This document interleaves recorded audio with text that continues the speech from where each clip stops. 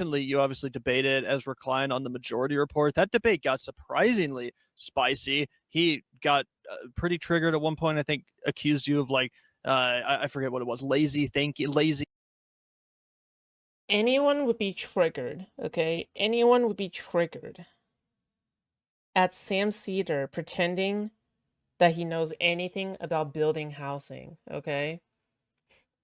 This is a this is a universal human issue, okay? This is not a Ezra Klein specific triggering, all right? Analysis or something like that. And to be Simplistic honest, or something like that, yeah. yeah, and to be honest, usually I feel like when you debate people, the whole internet kind of agrees that you won. But in that case, I did see a lot of liberals giving credit to Ezra Klein and saying like, "Oh, Sam Cedar got destroyed by Ezra Klein." Do you have any thoughts on how that debate went? Do you Yeah. think that it went well? Because I thought it was a really good conversation. I thought he came off like a Oh no, he's triggering him. condescending No. prick for He's she, it, I don't know, dude. This person is trying to trigger Sam Cedar into talking valuable content. That's smart. Okay, I would do that too. the most part. But I was He surprised to see did. that. He did, but I also often come off as a condescending prick, so I don't hold that against people. Um, I um, I think there were two things. One, I feel like I did a poor job in focusing on what I wanted to focus on in the conversation. I mean, See, I'm kind of taking L's lately. It was probably because a woman probably corrupted him. You know, behind every single socialist grifter, there's always a woman.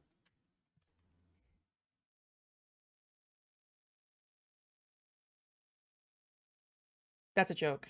Okay, ignore me. and Anissa, no.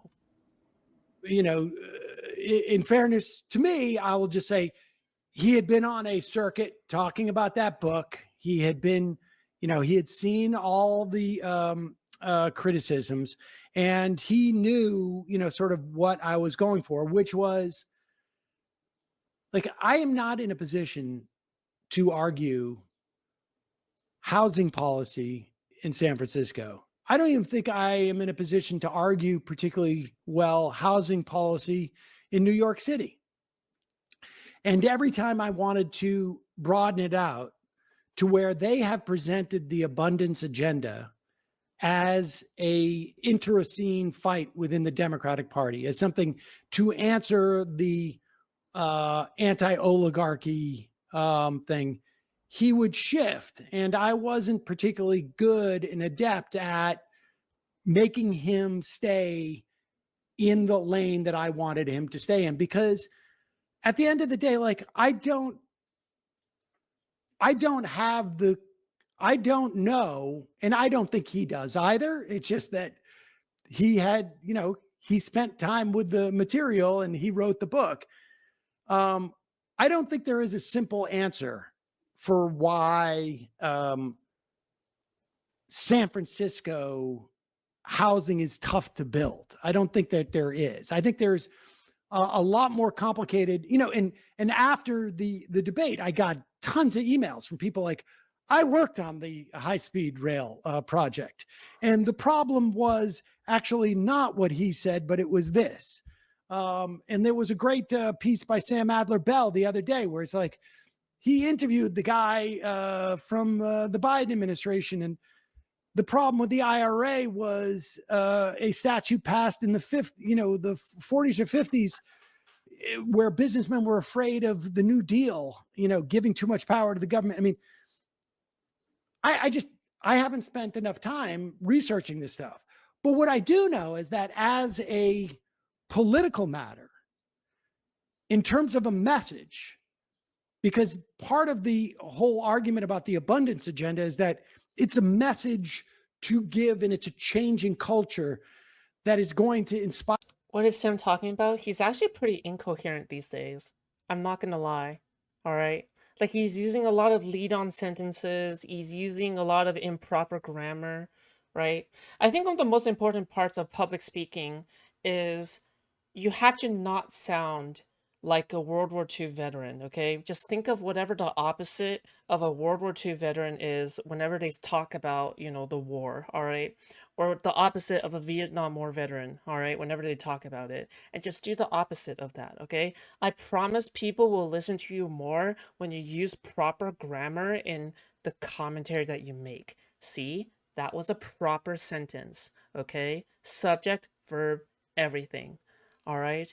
But if you keep on using improper grammar in your like commentary, this is why practicing your commentary is so important, in my opinion. This is why you should always practice and improve your commentary, okay? But I think at some point you get lazy and you start like the fucking devolving your commentary, and then you become like Sam Cedar, all right? He's all just buzzwords and old man ramblings. Hire right? people to vote for Democrats. Yapping. And that's where I should have kept him on, because no, it's not. There's nobody who's going to like the broad message is deregulation. You know, Josh Barrow was at the event that they had their abundance of palooza and said, like, really at the heart of all this is unions are the problem. And that is not a winning formula. And I would also, reminds me of what I imagine being a Democrat in the 90s was like, when you kept hearing a bunch of stupid shit about Bill Clinton, where it's like, dude, bro, that guy this is what it was like. Election handed to him by Ross Perot. This is what it was like being on one part of the Republican Party when Jack Kemp was talking, which was during the Reagan era. Yeah. Like, this is Jack Kemp, Republican, 1980, when there was still that part of the Republican Party. You know, sort of. You think too highly of viewers? People watch Hassan because he uses big words that sound smart, so he's probably right. Okay, I'm gonna ask you guys to ascend above me, okay? Don't just listen to me because I use big words, okay? Listen to me because I use simple to understand words to convey big concepts, okay? That is the most important part, all right? Understandability, all right? Understandability, okay? Being able to communicate difficult and complicated ideas in very simple terms, all right? Not to use big words to talk about whatever the fuck to sound smart or whatever, right? This is what a lot of people suffer from. Jordan Peterson is one such person who uses big words to communicate clean your room, all right, or some shit, okay? Or not so erudite who uses big words that I don't even understand or whatever, all right? Like, yeah. Like Mitt Romney, ACA, that type of Republican thing, like genuine, like sort of like neoliberalism in the way that it's really meant to be presented.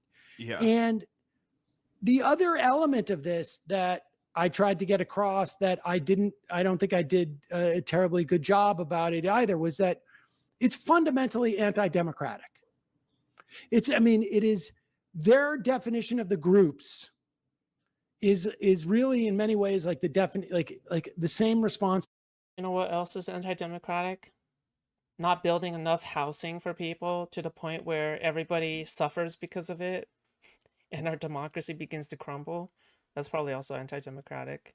It's the cancel culture. Like, to me, cancel culture, the complaints about. Why are we talking about cancel culture? We're talking about abundance, aren't we? Why are we talking about cancel culture? Or not that there are some people who, you know, there are parameters, and if you go outside those parameters, you don't have success, because that has always been the case. And for much of our history, those people didn't even get a position to get canceled because they were never scheduled in the first place. Like, you know. I'm not following. How did we get here? There were certain jobs you walk in, you're a black person, you're a woman, you know, you got long hair, you're a liberal, you're whatever it is, you're not getting that job.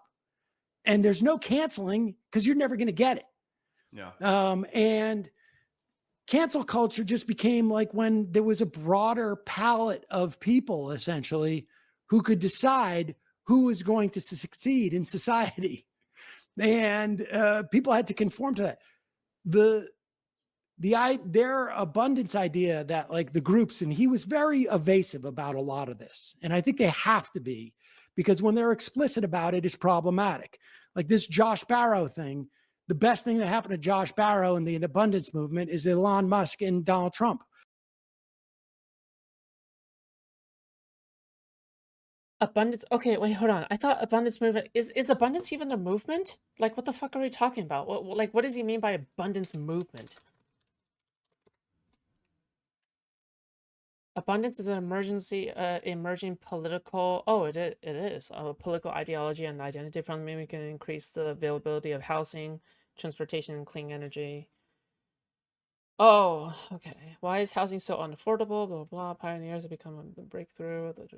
Change is retractable. Abundance is an emergence. Okay, all right, hold on. I want to read this real quick because fuck, I didn't know that this was an actual fucking ideology now. Abundance is an emerging political ideology and identity. Fundamentally, we believe we can increase the availability of housing, clean energy, and many other things in society. This should make it easier for regular people to build good lives for themselves. But why? What do you mean? Supply side liberalism, state capacity, outcomes as North Star, enlightenment values.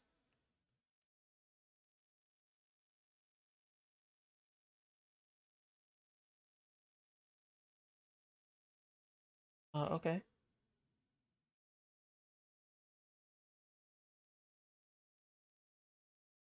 Okay, I don't. Okay.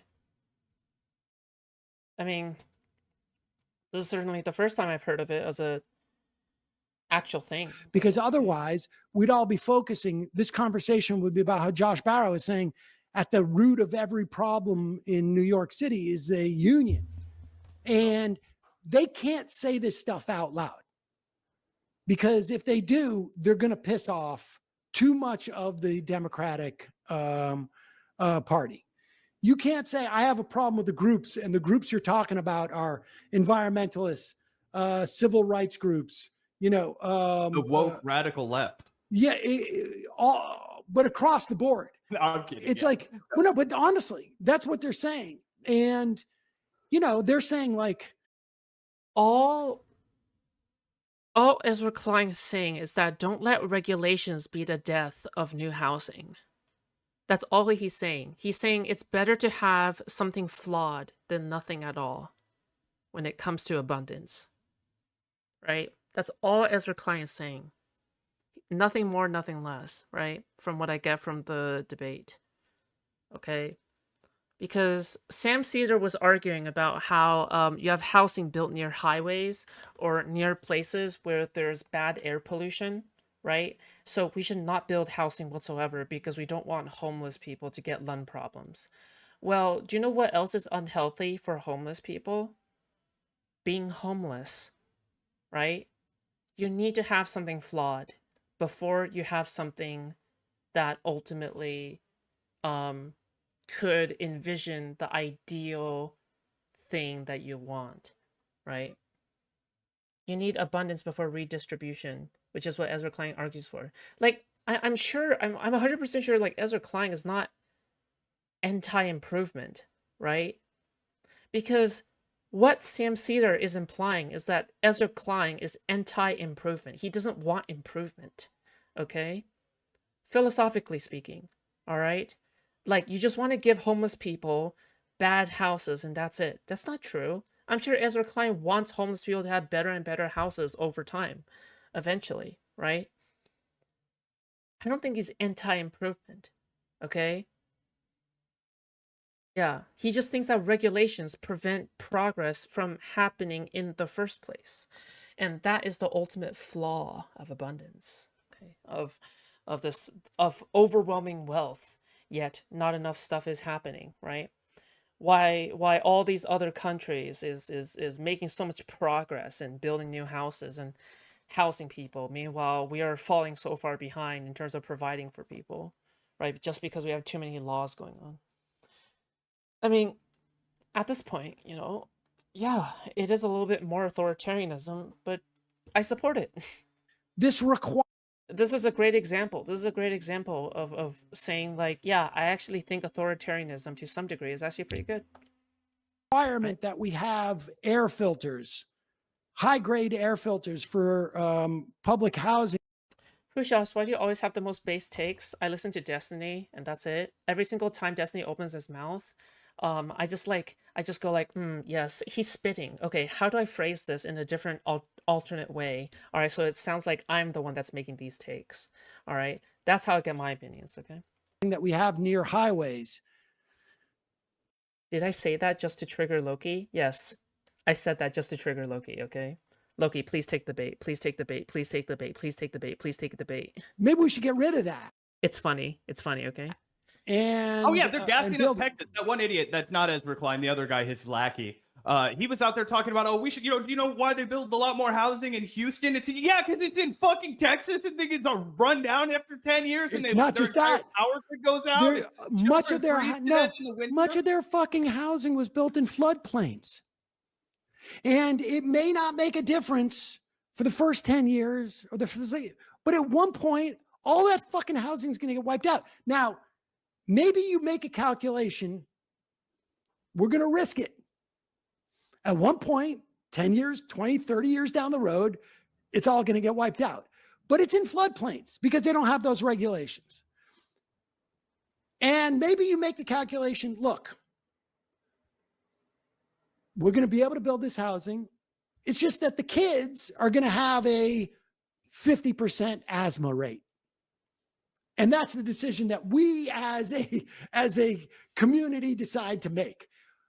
They want to obscure those decision makings by shutting down the people who will raise those complaints. And it is fundamentally anti-democratic. And I tried to also... Yeah, and sometimes that's a good thing, okay? Again, people who view the world too much in black or white, okay? Misses the shades of gray. Ooh, Confucius. Ooh. All right.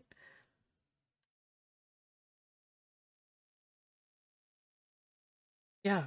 Sometimes a little bit, oh my God, dude. Wow, it's almost as if a little bit of communism is good, a little bit of socialism is good, a little bit of capitalism is good, a little bit of fascism is also good from time to time. Wow. Oh wow, that's crazy. What? That's crazy. Things should be moderate. It should be moderated instead of being extreme.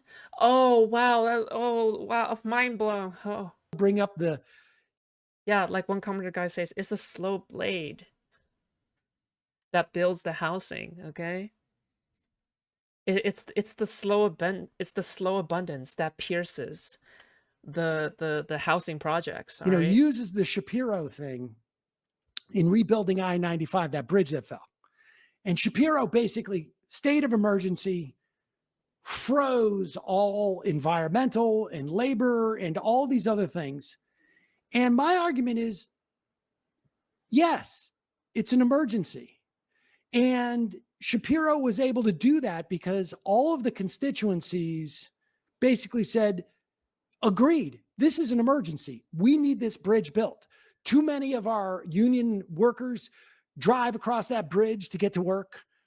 Too many of our low-income kids, drive across that bridge to go to school, whatever it is.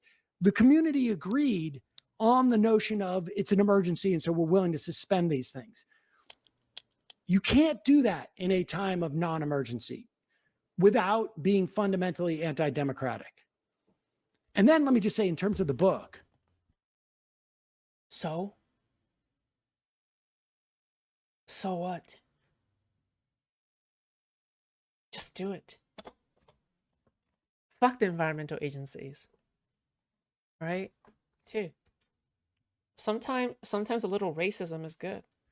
You read the book, Derek Thompson's section is about the NIH and how they became risk averse in giving grants to scientists, and that the amount of new discoveries that we have has been controlled.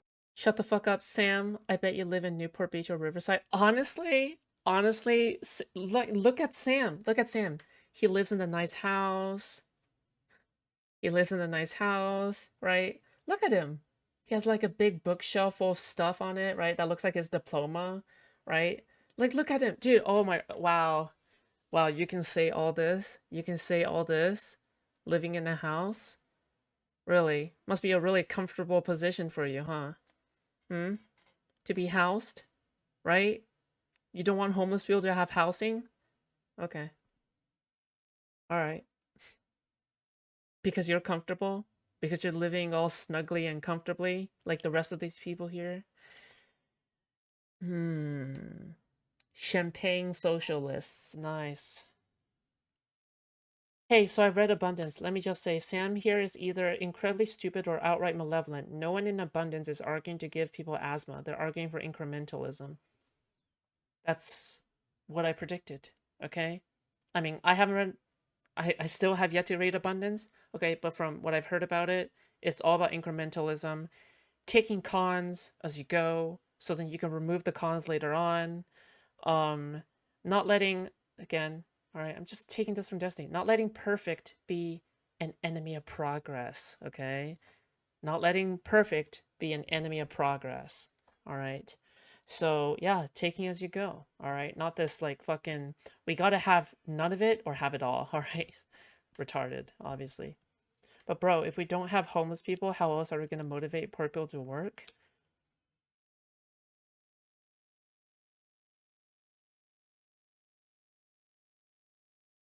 What?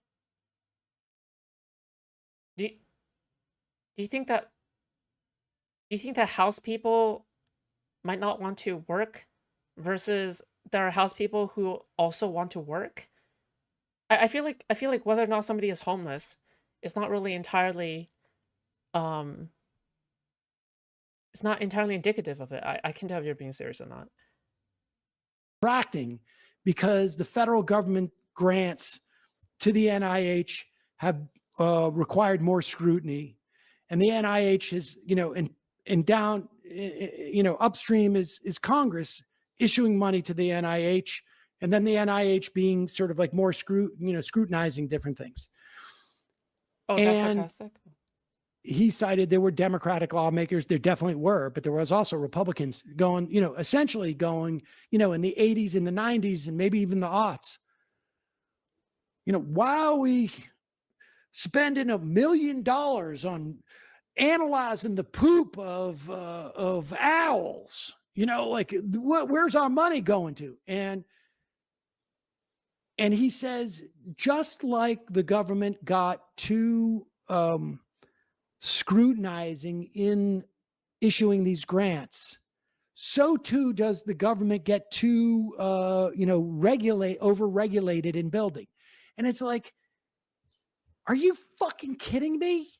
One is an anti-tax sentiment, an anti-government sentiment, right? Like, those people are up there demonizing the way that taxes are being spent on wackadoodle, like we're looking at like the penis size of a penguin, like we're what with taxpayer money.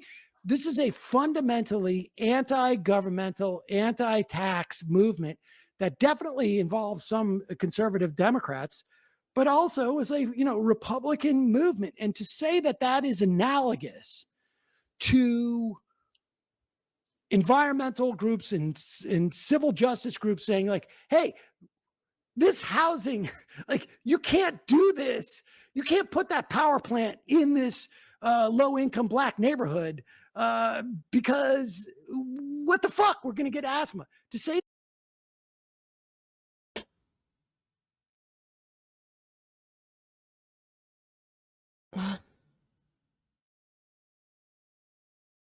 Dude. Can he go and see if he has like Alzheimer's, or because he's like 60 something now, right? That was completely incoherent. Like I can't even begin to describe how incoherent that was. Like this tangent about owl poop and penises. Like, dude, he needs to go get checked out, dude. Like, what is he talking about right now? these two things are the same is completely fucking blinkered. And then to also have a complete absence of a critique of capital Like the idea Oh, right. A critique of capital. that the NIH giving money to universities who are now these massive, like, capitalistic machines that are out there trying to compete with, you know, you got to publish, you got to, like, the idea that they're not looking downstream, they're not looking at potential hires for professors who then go and apply for NIH grants. Like the risk averseness, and the risk averseness is like, what's going to pay off, right? Because so much of science is, I'm doing this, it's going to pay off 50 years down the road, but I have no idea how. Like, I have no idea. Dude, what is he talking about? Guys, I'm not kidding. I'm genuinely listening to every word that he's saying. Like, I'm genuinely listening to every word that he's saying. I'm sorry, he's just so incoherent right now. Just a drink. A martini, shaken, not stirred. Would get worse things than asthma for being H-lay. True. You might get raped. Thank you so much for $2, Elite. I appreciate that. Dude, I'm like so frustrated listening to this because I'm genuinely trying to understand in a good faith way what the fuck he's talking about. Dude. Dude, he's incoherent. I am studying the poop of this owl, but I may come across the cure for diabetes, but that's not what I'm doing. It just happens I stumble across it. It's just like science for knowledge's sake. In a capitalist society, it is impossible to imagine that people who are pursuing knowledge for knowledge's sake are not then devalued in academia, in business. Like, if people think that like Harvard's not looking at like, oh, this guy, Merck is really interested in the work this guy's doing, we're going to put this person at the top of the line, and then we're going to steer that NIH grant towards this person. I mean, of course that happens. That's what risk averseness is, a disease. Is he implying the existence of a revolving door for academia? Wait.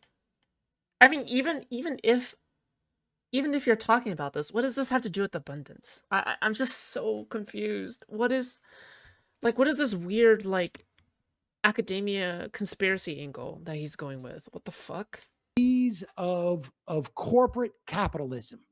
Also, I hope that these two pretend. I hope that these two co-hosts don't pretend that they just understood what the fuck he's talking about right now. I really, really hope they don't just go like, I know exactly what you're talking about. I really hope they don't. It say is that. like, and you can see it everywhere.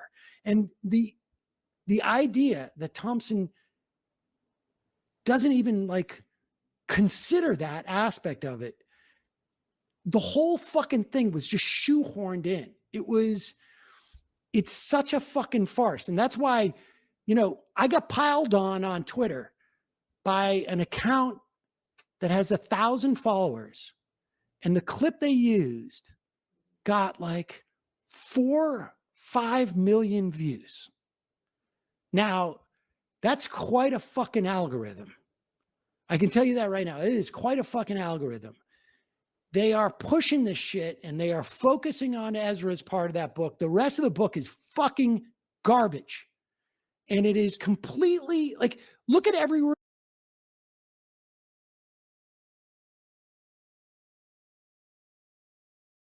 Wait, which part?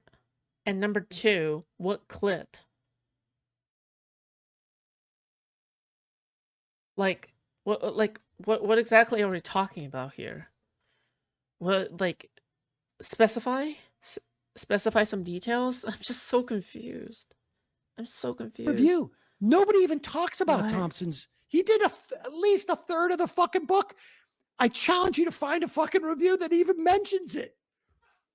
Because it's garbage. It's garbage. And I don't know what the agenda that, or what they thought the book was going to mean when they started to write it. I think they thought that, Biden would be president and whatnot.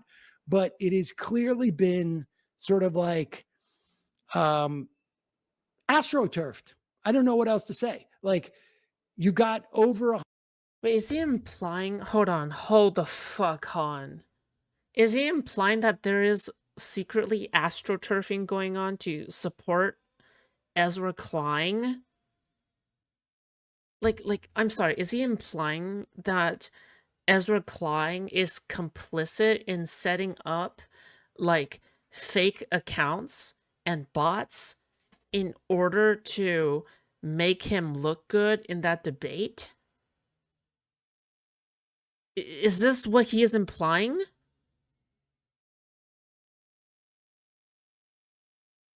What?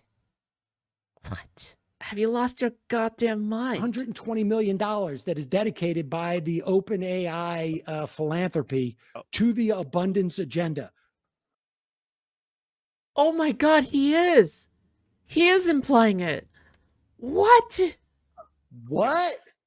The abundance movement? Like, who's the fucking person who's not paid and is wearing an abundance t-shirt?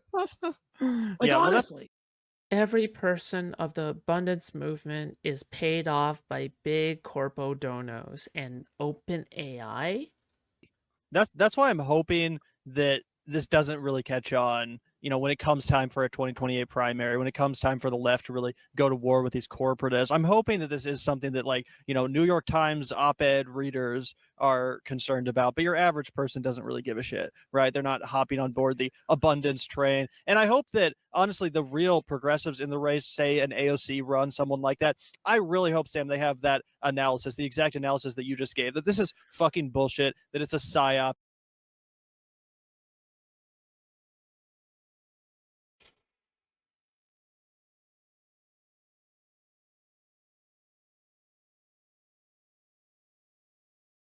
So these co-hosts are really gonna pretend that they just understood what the fuck Sam Seder just said, right?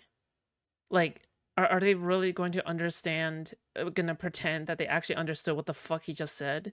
And that it shouldn't be taken seriously or pandered to, because that's what I worry, that they all kind of start pandering. I think that abundance has a lot of good things to say, but I mean, you see like Richard Torres is out there doing it, but right.